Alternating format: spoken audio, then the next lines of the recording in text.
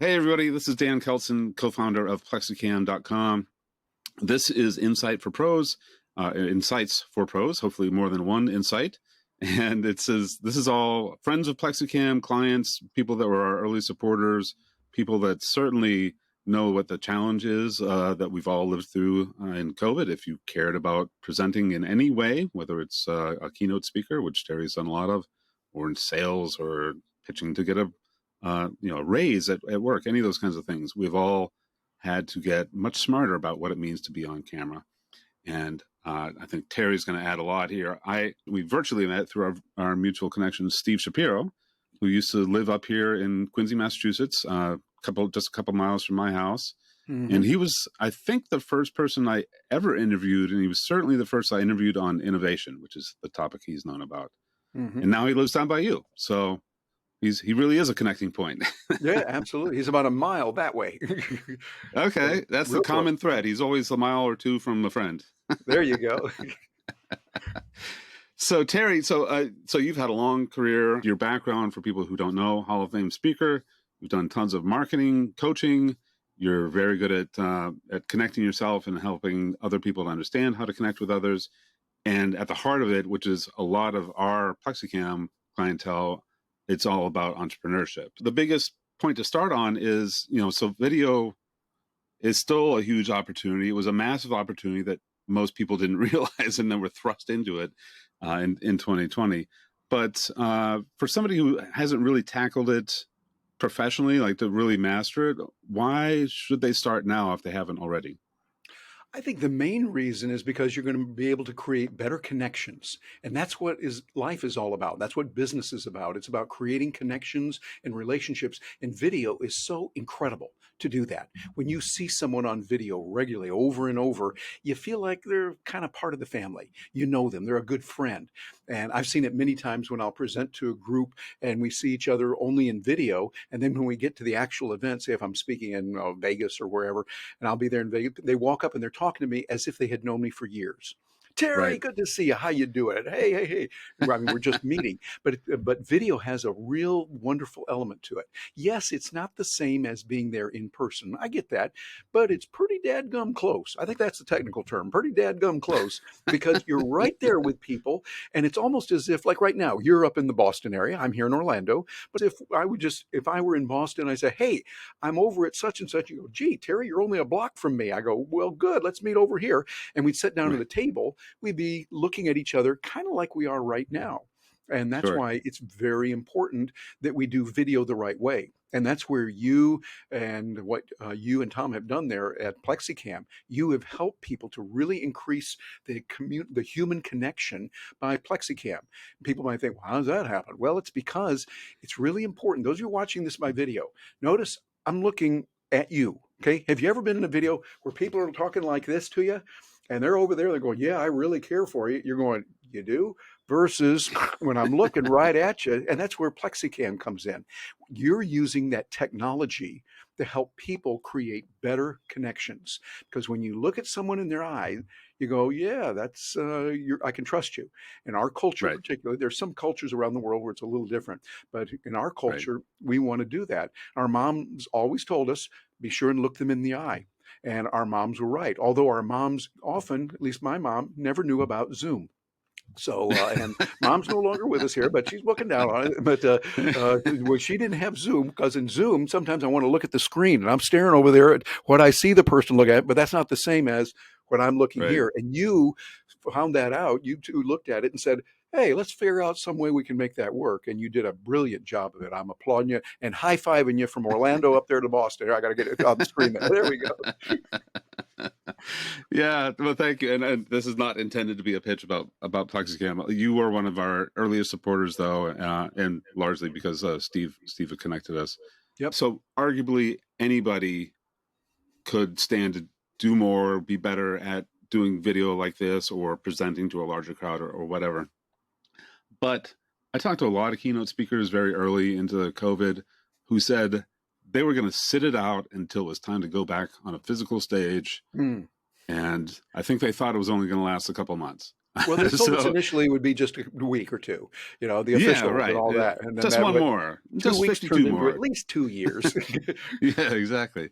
So, and that, part of that is it's similar to presenting off of a stage. Like in a stage situation, lights, big stages, lights are in your face. You can't see the crowd necessarily. So Mhm. it's kind of similar if you're doing it virtually. I think the biggest challenge though is that when you're on a big stage, there's a whole crew of people that are behind the curtain that are helping you, ride the sound and do lights and change your slides and all sorts of stuff. That's now your responsibility potentially. Yes. So that can be a little bit scary because there are a lot of really incredibly good keynote speakers who are not techies. They're happy to have a computer, they'll turn it on, they use it, but that is not their thing, right? Inspirational speakers especially. Mm. What do you think is kind of what's the baseline that people should be shooting for as far as what's enough tech or tech skills to kind of stand above the crowd right now? I think you gotta make sure that you come across appropriate for the medium that you're dealing with and the audience you're dealing with. If you're Hmm. making a formal presentation to a group of business leaders, yeah, you wanna make sure you have a good, video webcam, preferably and usually you would not use the one on your laptop computer, although some of them are very good. My new Yeah. MacBook Pro has one that's very nice, but I like using the Logitech Brio that I'm using right now, and I think is that what you're using as well? I'm using a Sony mirrorless because I'd like Oh. to spend a lot of money apparently. There you go. Well, you got lots of money, and so rich guys like you can afford that. But no, those are both good. And so what I would say to the Yes. listener and the viewer that's seeing this, you want to get something that makes you look professional, so you come across well. And also, the most important part of video is audio. Because Mm, if people can't hear you, they're going to turn off. They're going to go somewhere else. You're competing with the entire internet when you're talking to them. They've got another. right. Oh, there's a message just came through on text. I got to get to here. Oh, there was a message here. I got to see, and you're going to lose them if they can't hear you. But if they can hear you clearly, and even Yeah. if the image isn't as good, they can hang on there for a while. And then make sure you get good lighting as well. Make sure your lighting is coming in well. And sometimes, right now, because we're really operating 24/7 sometimes, you need to make sure you have lights because I don't know about up there in Boston, I think, but here in Orlando, it's been getting really dark at night lately. Just Yeah.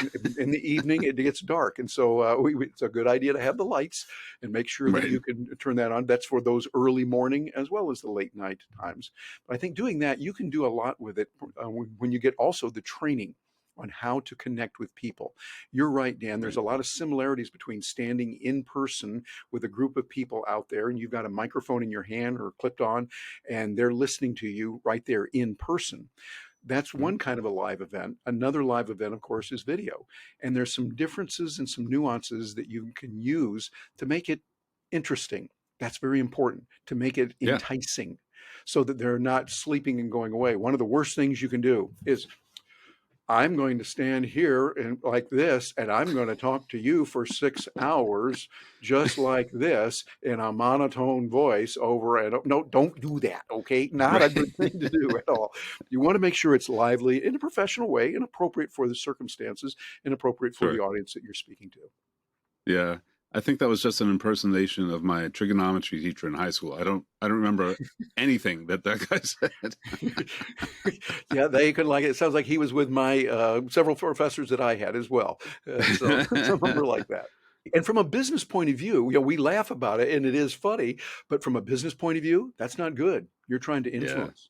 You're trying to connect Right. with people. If they're going, I don't know. Okay, well, we'll think about it and get back with you, which is, of Right. course, saying no.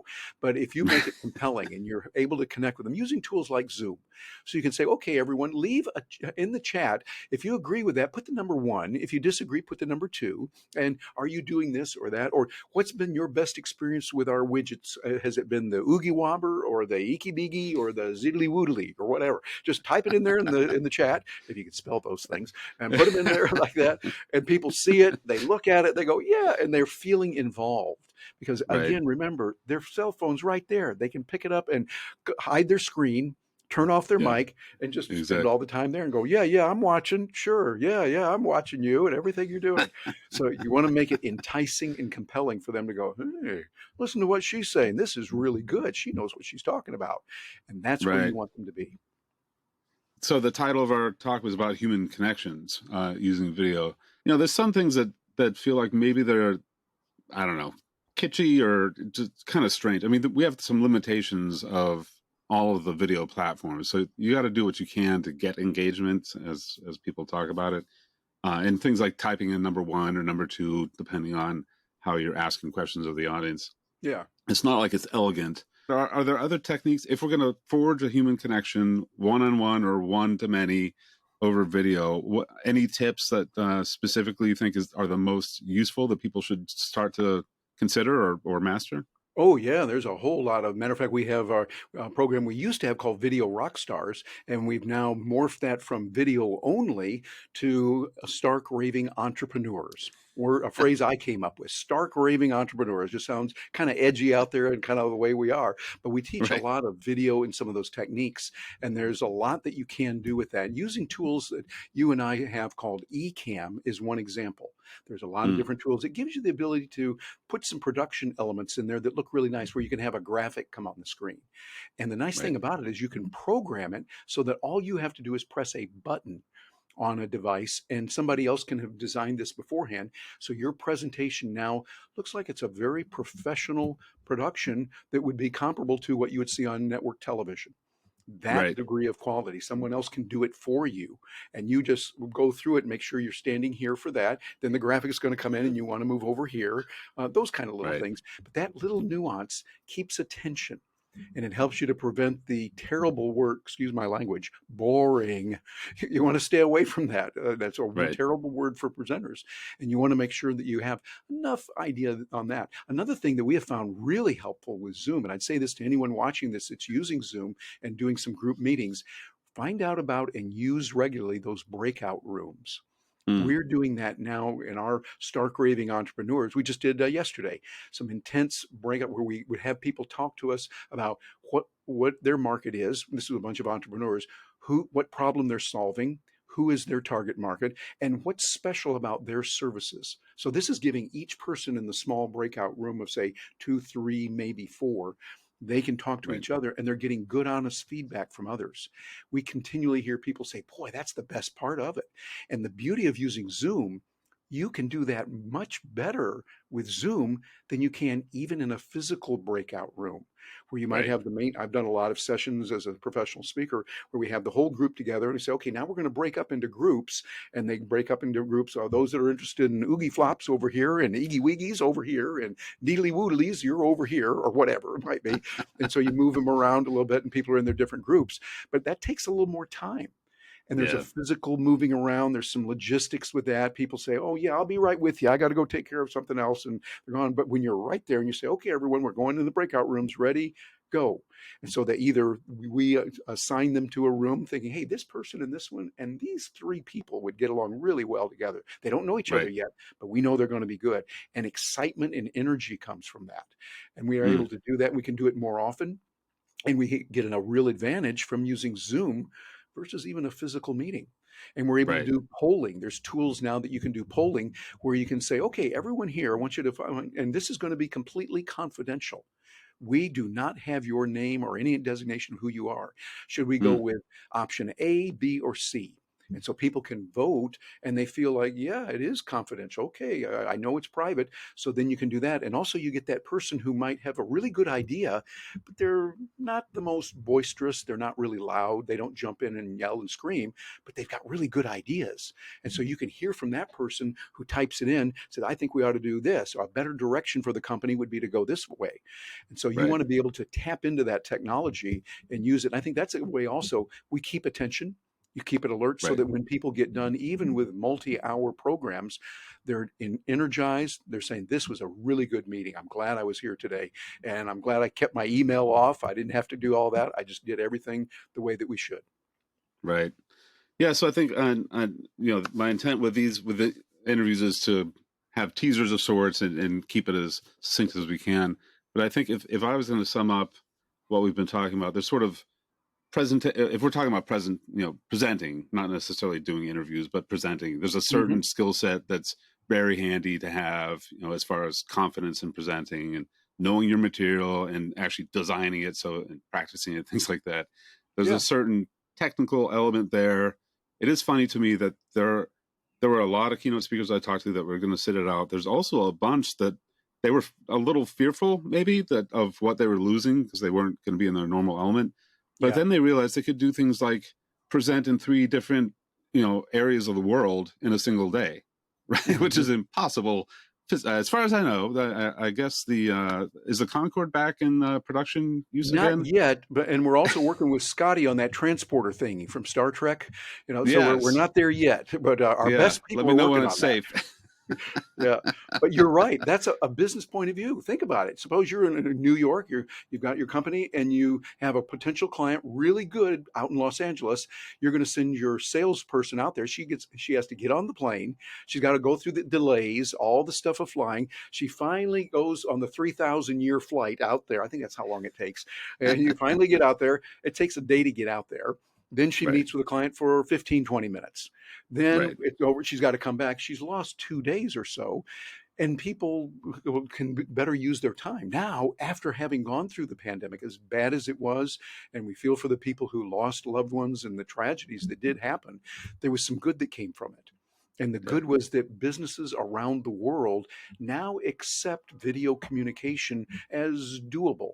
And they Right. realize, hey, sometimes that might be even better from many Right. different points of view, not just a cost savings, but getting more done, being more productive. Instead of sending that salesperson who's really good, leave her in New York and she can have a 2-hour discussion with someone via Right. Zoom or whatever tool.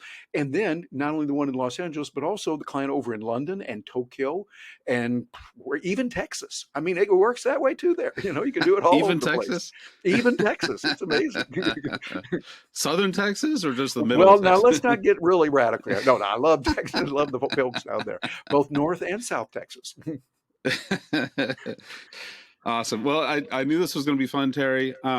If people want to find out more about Stark Raving Entrepreneurs, where can they go to find out?